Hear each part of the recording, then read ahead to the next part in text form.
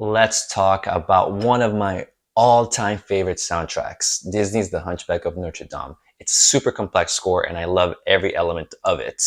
It's composed by Alan Menken. He's the same guy that composed for The Little Mermaid and Beauty and the Beast.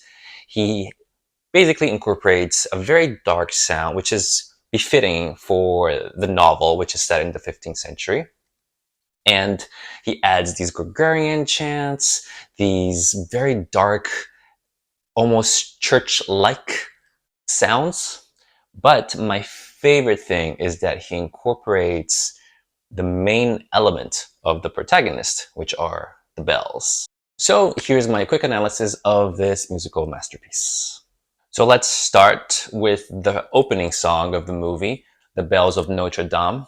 And right away, you are introduced to the Gregorian chants and the motif of the movie that is played throughout the whole soundtrack.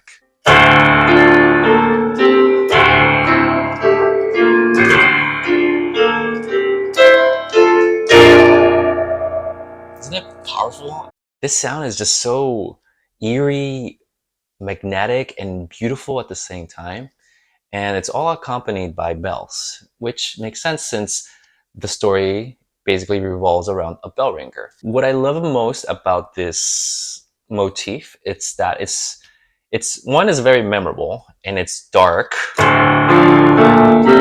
but there's also a light version of it, the happier version, the allegro version.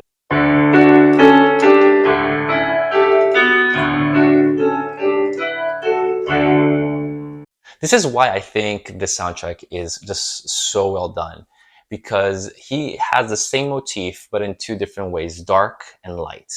Dark represents the villain of the story, which is Frollo, and the light, of course, is Quasimodo, the hero.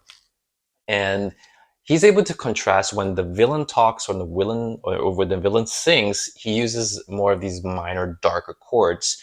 And with the same theme, he's able to make it light whenever Quasimodo sings. Even on the intro song, The Bells of Notre Dame, you start, you start with this very, and at the end, when you are introduced to the hero, he's in the bell tower, and like, who is this guy? And then it just changes.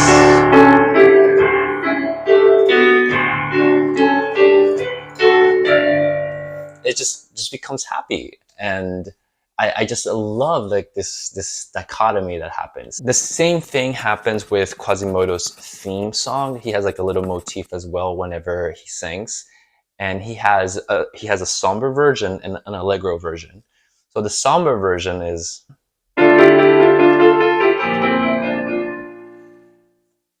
and then he also has the allegro version. See, like, it's the same pattern, but just different notes, different scales. So in the song Bells of Notre Dame, Frollo is singing about Quasimodo for the first time as a baby. Like, oh wow, he finds him, or I think he calls it, and he says like, this is ugly. And then when he sings about it, it's the somber notes. It's Quasimodo's somber notes. Just so he's kept locked away where no one else can see. And when you have Quasimodo singing, he sings very lively.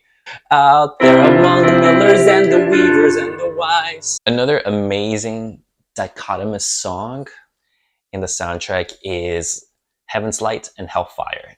This is probably, I think, the most perfect song, I think, in the album, because it starts with Quasimodo singing almost angelic of what he wants. He wants love. And then it transitions to the villain saying how he lusts for Esmeralda. And almost all these motifs are done on both sides of the song. The first half of the song ends with the motif of the bells in the happy allegro version. It must be heaven's light.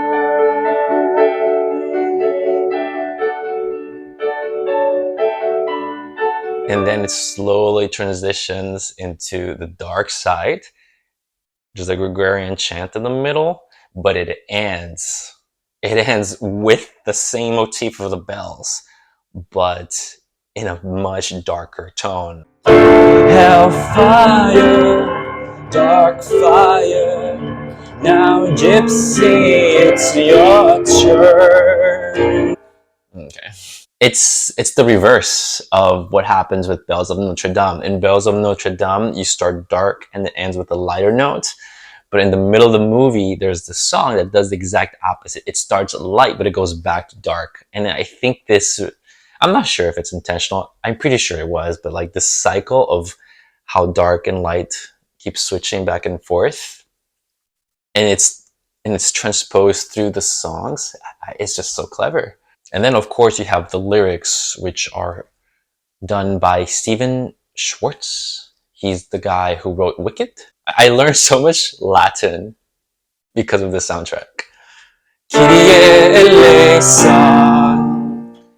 I had no idea what it was, and I mean, obviously, I was a kid when I saw this movie, but I had no idea what Kyrie eleison, God have mercy. I was just so blown away that he added Latin chants to a Disney movie. Dies illa convence. I don't know. I'm not gonna try. On that note, this soundtrack, the Gregorian chant, darkness, the involvement of the Catholic Church, is what inspired me to write my own song, Apples. Some say it has united wonders. Together, Satan has distanced my own mother. I even added some Latin lyrics because I think it adds the element of the Catholic Church. Just a small little FYI, it is about sexual abuse, so it's not really intended for a younger audience. But I'm curious to know what you guys think. I'll put the links in the description and take a listen. So overall, I absolutely love the soundtrack for The Hunchback of Notre Dame. Again, it incorporates Gregorian chants, these religious themes, Latin lyrics. I encourage you to not only listen to the soundtrack, but even watch the movie now that you know all these little elements and different themes, and see if you can appreciate it from a different way. It must be heavens out. I forgot the lyrics.